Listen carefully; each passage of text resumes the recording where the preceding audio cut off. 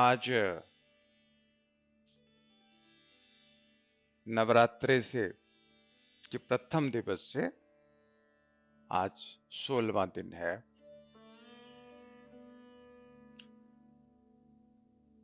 जिसको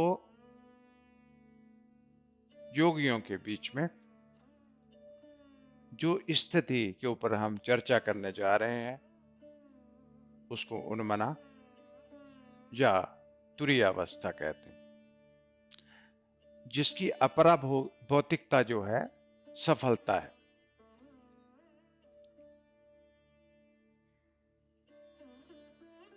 मूलाधार से लेकर उन्मना और तुरीयावस्था तक ये भगवद गीता का यही सार है। गुरु ग्रंथ साहब का भी यही सार है। जितने भी उपनिषद है उनका भी यही सार है और चारों वेदों का जो मूल मंतव्य है उसका भी यही सार है। जितने भी ज्ञान, जितना भी विज्ञान है वो सारा ही इन्हीं के ऊपर आधारित है।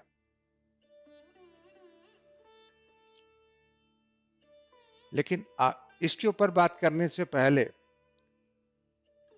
हम जो पिछले दिनों में चर्चा कर चुके हैं उनके ऊपर हम थोड़ा सा पीछे जाएंगे, जिसलिए आगे की बात को हम आसानी से समझ सके।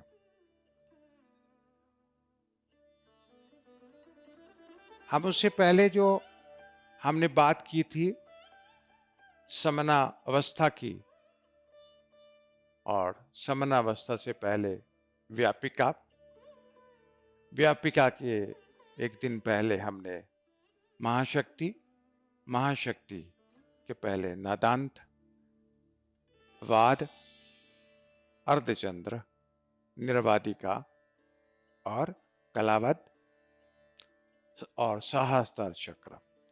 मैंने आपको पहले भी बताया कि जितने भी धर्म ग्रंथ, योगा के जितने भी ग्रंथ मिलते हैं उसमें मूलाधार से लेकर सहस्त्र की यात्रा के ऊपर चर्चा थी। लेकिन आज पहली बार सहस्त्र के बाद उन्मन अवस्था की चर्चा की जा रही है, जो योगियों के बीच में गोपनीय थी और गुरु साधना करते हुए गुरु उनको उपदेश द्वारा उनको उपदेशित करते थे। और वो भी बहुत गुरु नहीं करते थे, कुछ ही गुरु थे इस अद्भुत जो तथ्यों को उजागर कर पाते थे। सहस्त्र से पहले हमने आज्ञा चक्र के ऊपर बात की। आज्ञा चक्र से पहले हमने विशुद्धानंद चक्र, उससे पहले अनाहत चक्र, मणिपुर चक्र और स्वादिष्ठान चक्र। नवरात्रि के प्रथम दिन हमने बात की मूलाधार चक्र में, और मूलाधार चक्र में बात करने से पहले नवरात्रि से 4 दिन पहले हमने इस चर्चा की जो भूमिका थी उसके ऊपर भी 4 दिन हमने चर्चा की। इस तरह से टोटल हमारे 20 जो एपिसोड बने इस तथ्य को और अध्यात्म को जानने के लिए। ये विशेष चर्चा के जो 20 दिन थे, ये इनको जानने के बाद भी मैं कहता हूं कि अगर वो शुद्ध चित्तवृत्ति रखते हैं, इन्हीं 20 दिन के कुछ श्रवण करने के बाद ही वो ध्यान और समाधि अवस्था को प्राप्त कर सकते हैं। उनको बहुत जतन करने की जरूरत नहीं है, सिर्फ इनको सुनने की जरूरत है।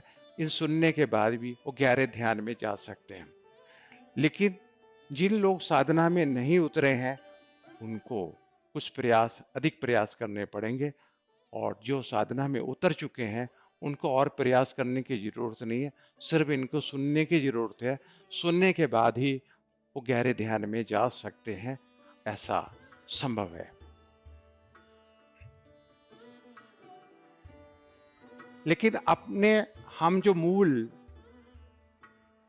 जिसके ऊपर इस कथा की रचना की गई, कि एक केस स्टडी के ऊपर बात कर रहे थे कि परब्रह्म परमात्मा इस पूरे ब्रह्मांड के व्यापार को किस तरह से संचालित करते हैं। अगर हम उनकी संचालन प्रक्रिया को समझकर हम अपने व्यापार में, अपनी नित्य प्रति दिनचर्या में, अगर हम किसी राज्य का संचालन करने में, किसी देश के संचालन में करने में, किसी विश्व का संचालन करने के लिए भी हम इन तथ्यों को ध्यान में रखते हुए अपने कार्यों को संपन्न करते हैं, तो ऐसा हो नहीं सकता है कि हम सभी कार्यों को व्यवस्थित ढंग से और सुचारू ढंग से हम उसको ना कर पाए। मूलाधार चक्र जागरण होने से जो अपरा भौतिकता प्राप्त होती है, मान, उसके बाद सम्मान, यश, प्रतिष्ठा, ऐश्वर्य, धन, धान्य, शांति, पद, तुष्टि, अपराज्य, सुंदरता, वाक्चातुर्य, नीति, पूर्णता और सफलता। मूलाधार से लेके उन्मन अवस्था तक की जो यात्रा है, यही पूर्ण यात्रा है। इन यात्रा को कंप्लीट करने के बाद ही जीवन की सफल माना गया। यही जीवन की सफलता है।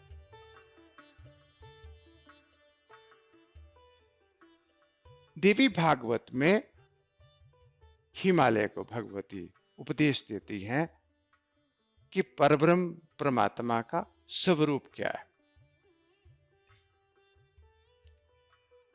कि जब तक हम परब्रह्म परमात्मा के स्वरूप से परिचित नहीं हो जाते, तब तक उन्मना अवस्था तक पहुंचना संभव ही नहीं है। परब्रह्म परमात्मा का वर्णन करते हुए भगवती कहती हैं कि जो प्रकाश स्वरूप सबके अत्यंत समीप में स्थित हृदय गुहा में स्थित है, जो आत्म प्रकाश है, वही परब्रह्म परमात्मा है। जो आपके हृदय में, मेरे हृदय में, आपके मित्र के हृदय में, आपके दुश्मन के हृदय में, एक प्रत्येक भारतीय के हृदय में और हर विदेशी के हृदय में जो सत्य प्रकाश है, वही सत्य प्रकाश परब्रह्म परमात्मा है। जब तक उस सत्य को मानते नहीं है कि मैं शरीर नहीं हूं, मैं आत्मा हूं, जो आत्म प्रकाश है वही परब्रह्म परमात्मा है, और इसी से ही परब्रह्म परमात्मा के साथ हमारा तारतम्य, हमारी नजदीकी हो सकती है। नहीं तो हम उस परब्रह्म परमात्मा की खोज में, चाहे हम लाखों साल तपस्या करते रहें, तब भी हम परब्रह्म परमात्मा को कभी नहीं पा सकते। परब्रह्म परमात्मा हमारे बहुत पास हैं, लेकिन बहुत दूर हैं। अगर हम मानते हैं कि वही परब्रह्म परमात्मा है, तो वो हमें स्वीकार करते हैं और वो प्रकट हो जाते हैं, और उनको हम पहचान सकते हैं और उनको हम जान सकते हैं। उनका साक्षात दर्शन हम कर सकते हैं, और साक्षात दर्शन करने वाले को ही ईश्वर कहा गया। ईश्वर ही जानता है कि परब्रह्म परमात्मा का रहस्य है, जीव नहीं जानता है। जब तक जीव ईश्वर तक नहीं पहुंच पाता, तब तक वो परब्रह्म परमात्मा के रहस्य को जान ही नहीं सकता है। ऐसा देवी भागवत में पूरे ज्ञान के साथ और पूरे विश्वास के साथ उनको कहा, यही है परब्रह्म परमात्मा। ऐसे ही ब्रह्मा जी ने नारद को बोला, ऐसे ही भगवान शंकर ने भी बहुत सारे योगियों, जतियों, जिनको वो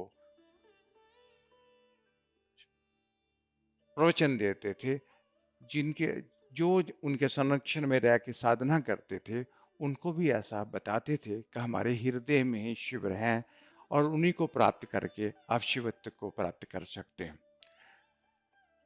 और सबसे जो एक वर्णन जो मिलता है, बड़ा स्पष्ट वर्णन जो मिलता है अष्टावक्र गीता में, इसको किसी मानव का आप अहंकार कह सकते हैं, लेकिन ये अहंकार नहीं है, ये ज्ञान है। जनक जी ने कहा कि अहो मैं निरंजन, शांत और प्रकृति से परे बोध स्वरूप हूं। मैं इतने समय से अशांत और भ्रमित रहा।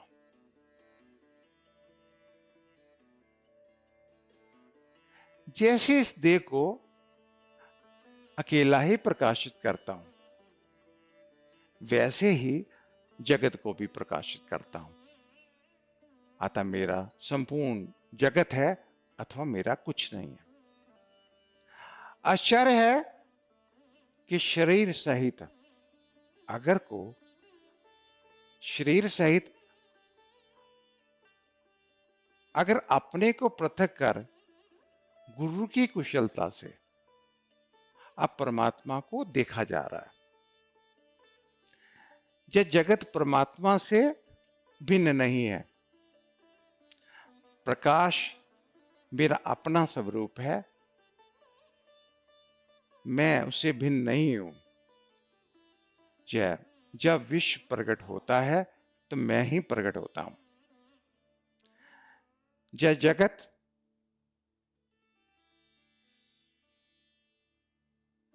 जो भास रहा है, ज्ञान का अनुभव होने पर जनन को आश्चर्य होता है कि मुझसे यानी कि आत्मा से प्रकट हुआ जाए विश्व मुझ में, आत्मा में लय को प्राप्त होगा।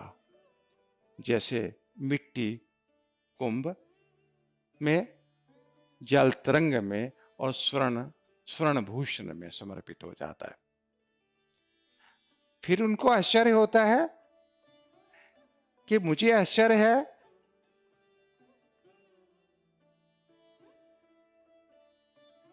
मुझे नमस्कार है कि मैं देहधारी होते हुए भी एक हूं। अब किसको प्रणाम किया जाए कि मैं शरीर नहीं हूं, आत्मा हूं। कि मुझे आश्चर्य है कि मैं आश्चर्य रूप हूं, मुझे नमस्कार है, मैं देहधारी होते हुए भी एक अद्वैत हूं। ये जो अष्टवक्र गीता का उपदेश उन्होंने दिया कि मैं जो हूं वही परमात्मा है, आप जो हैं आप भी परमात्मा है, पूरा विश्व ही परमात्मा है। अगर हम इस नजर से पूरे विश्व को परब्रह्म परमात्मा की नजर से देखते हैं तो हमें संसार तो दिखता ही नहीं है, संसार तो है ही नहीं है। अगर लोग कहते हैं कि संसार है, तभी लोग दुखी हैं, तभी लोग असहाय है। अगर सब जगह परमात्मा ही है तो यही जीवन जीने लायक है। तो दो तरह के लोग इस संसार में रहते हैं, एक तो जीव रहते हैं, अज्ञानी रहते हैं, लेकिन पूरे संसार में ऐसे लोग भी हैं जो ज्ञानी है, सही माने में वही आनंद में जीवन जी रहे हैं। उसी अवस्था को हुई तुरीय अवस्था, उन्मनावस्था कहा गया, और वही सच्चिदानंद स्वरूप के रूप में उस अद्भुत आनंद को पाते हुए अपने जीवन को जी रहे। नानक जी ने उनको इस रूप से कहा कि नाम हमारी नानका चढ़ी रहे दिन रात। उपनिषद में एक योगी ने कहा कि तुरीय अवस्था का जो आनंद है उसको आंकना किसी के बस का नहीं है, लेकिन फिर भी मेरे से पूछे कि सच्चिदानंद का स्वरूप कैसा है, उसका आनंद कैसा है। अगर विश्व की सारी स्त्रियां पत्नी बन जाए, पूरी विश्व की संपदा उसकी हो जाए, तो उसका जो आनंद होता है उसका करोड़ गुना जो आनंद होता है तुरीय अवस्था का आनंद होता है। और तुरीयावस्था के आनंद को मापना, ये कहना इतना संभव ही नहीं है। उस परब्रह्म परमात्मा को के आनंद को ही अगर पहचाना जाए कि आत्मा का स्वरूप क्या है, आनंद ही परब्रह्म परमात्मा का स्वरूप है। आत्मा को जानकर, आत्मा को जान के हम पूरे ही शरीर, पूरे ही जीवन को हम आनंद में जीवन के साथ जी सकते हैं।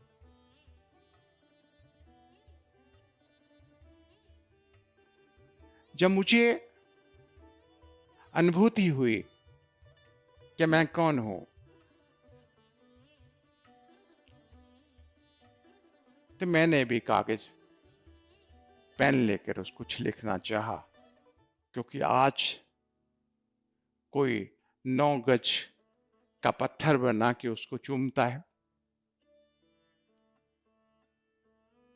कोई मूर्ति बना के उसकी पूजा करता है। हमारी भी मजार में लगते हैं रोज मेले, हमारी भी मजार में लगते हैं रोज मेले। एक दिन हम भी गए थे अपनी ही दरगाह में फूल चढ़ाए, जहां कोई जाने ना मुझको, जहां कोई पहचाने ना मुझको। कैसी लीला है तेरी भगवन, आखिर हम गुरु को ही शीश झुकाए। जो जीव है अज्ञानी है, जो ईश्वर है वो ज्ञानी है। जीव की भी देह है और ईश्वर की भी देह है। ईश्वर भी आप जैसा लगता है, लेकिन जो वो सुख भोग रहा है उससे आप परिचित नहीं है। अगर आप उससे परिचित होना चाहते हैं, उसको पहचान करना चाहते हैं, तो उसके मार्ग पे चल के उनको पहचान सकते हैं, क्योंकि आप जैसा ही लगता है, आप जैसा ही उसको महसूस करते हैं। लेकिन भगवती ने जो हिमालय को जो स्पष्ट उपदेश दिया, वो मुझे समझ में 1993 में नहीं समझ में आया था, लेकिन मुझे बाद में समझ में आया। वो कहती हैं कि मैं कहीं नहीं मिलती हूं, यानी कि सगुण भगवती महाशक्ति, जिसको नानक जी कहते थे, भगवती सदा सहाय नानक लिया ध्याय। नानक जी किस भगवती की बात करते थे? वो भगवती कहती है मैं कहीं नहीं मिलती हूं, मैं अपने ज्ञानी जो भक्त है उसके हृदय में मिलती हूं। अगर मेरे ज्ञानी की पूजा करता है तो मेरी पूजा करने से उसको करोड़ों गुना फल मिलता है। जिसको हम गुरु कहते हैं, जो सामने बोल सकता है, जो बात कर सकता है। पहले मैंने कुछ दिन पहले मैंने बात की थी कि 3 गुरु होते हैं।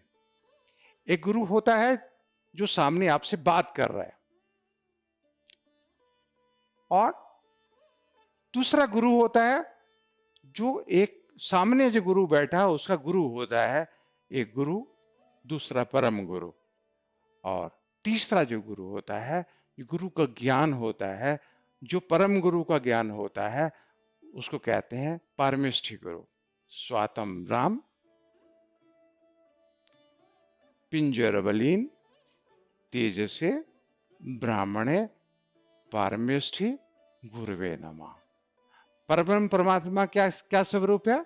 जो हृदय में आत्म प्रकाश है, वो परब्रह्म परमात्मा है। उस परब्रह्म परमात्मा को पा लेना ही, उस परब्रह्म परमात्मा को जान लेना ही यही श्वेतव है, यही श्वेत है, यही ब्रह्मत्व है। इसी को पा लेने के बाद ही जो ऊपर आकाश में परब्रह्म परमात्मा है, उसको पता चल जाता है कि जहाँ का परब्रह्म परमात्मा और वहाँ का परब्रह्म परमात्मा एक ही है।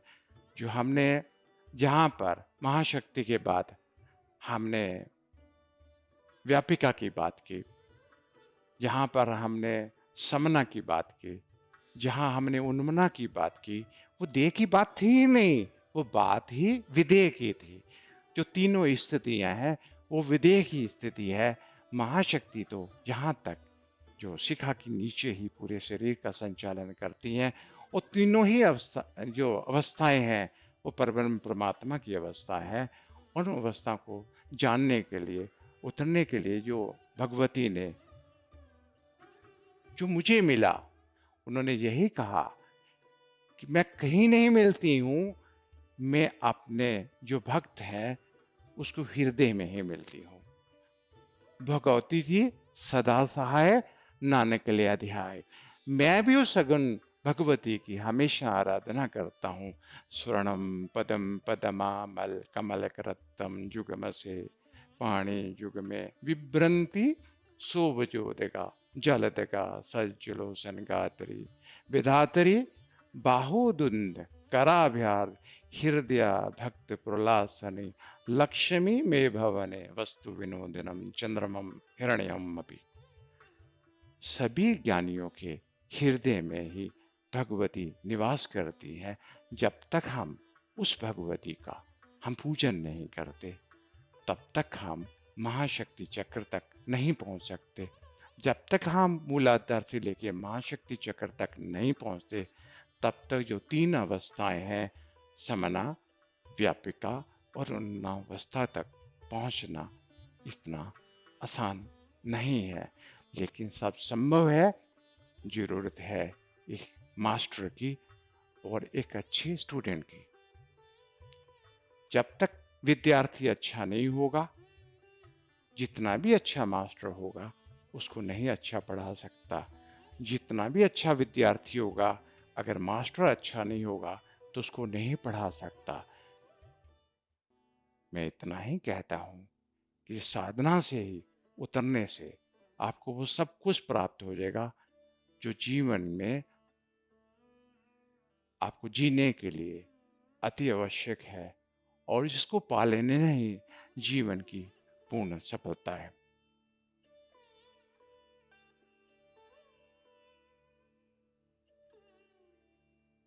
जो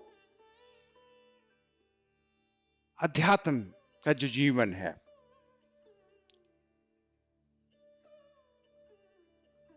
कि इसकी साधना कैसे की जाए, इसकी पद्धति क्या होनी चाहिए।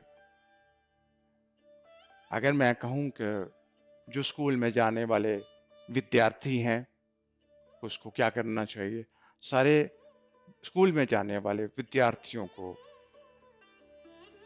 सरस्वती की साधना करनी चाहिए। सारे जो व्यापारी हैं उनको लक्ष्मी की साधना करनी चाहिए। अगर मैं चाहता हूं कि वो चाहते हैं कि हम ईश्वर तुल्य हो जाए, हमें संपूर्णता प्राप्त हो जाए, तो उनको गुरु साधना करनी चाहिए। क्योंकि गुरु की साधना से ही सब कुछ संभव हो जाता है। मुझे पता चल गया था कि गुरु की साधना का मतलब है उस परब्रह्म परमात्मा की साधना। उस साधना करने से ही सब कुछ संभव हो जाएगा। और गुरु का साधना का ये मतलब नहीं है कि किसी एक 5 फुट या 6 फुट के आदमी की आप पूजन कर रहे हैं, जो उसको ध्या रहे हैं, उसके ज्ञान का पूजन है। और पूजन किसका है? अपनी ही आत्मा का पूजन है, यानी स्वयं का पूजन है। क्योंकि स्वयं का पूजन करना इतना आसान नहीं है। जैसे जनक जी ने कहा कि मुझे आश्चर्य हो रहा है कि मैं कौन हूँ, मैं किसका पूजन कर रहा हूँ। मैं उसी को नमस्कार करता हूँ। किसको? अपनी आत्मा को ही नमस्कार करता हूँ। जब गुरु की आप साधना करने का मतलब है आप स्वयं की साधना करते हैं, लेकिन स्वयं की साधना करने इतनी संभव नहीं है। गुरु जो खोज करता है आप लोगों के लिए, इन 20 दिनों के अंदर हमने चर्चा के अंदर बहुत कहा, चैतन्य साधना। चैतन्य साधना सिद्धाश्रम के योगियों के बीच में रह क्या जो अनुसंधान की गई साधना, उसको चैतन्य साधना का नाम दिया गया। चैतन्य साधना करने वाला कोई भी मनुष्य ऐसा नहीं हो सकता जिसके सारे यौगिक चक्र जागरण ना हो जाए। ये संभव है कि सभी ही साधकों के यौगिक चक्र जागरण हो सकते हैं और सभी लोगों को चैतन्य साधना के साथ शुरू करना चाहिए, जो मूलाधार से लेकर सहस्त्रार की यात्रा और सहस्त्रार से लेकर उन्माद चक्र तक की अवस्था तक पहुंचना चाहते हैं। उनका जो प्रारंभ है वो चैतन्य साधना से ही प्रारंभ है। आगे हम जो डिस्कस करेंगे कि चैतन्य साधना कैसे की जाए, इसके ऊपर हम भी चर्चा करेंगे, लेकिन हम किसी दूसरे दिन उसकी चर्चा करेंगे। और उसके लिए मैं आपको सबको निमंत्रण देता हूं कि ये यात्रा जो साधक की यात्रा है, ये सबके लिए यात्रा जो आज आप सुन रहे हैं, सबको मैं निमंत्रण देता हूं कि आप चैतन्य साधना में उतरिए और उतरने के बाद इस मार्ग में अपना जो आपका ही मार्ग है, इस मार्ग में चलते हुए अपने जीवन को सफल बनाइए। इतना कहते हुए मैं आप सबको आशीर्वाद देता हूँ।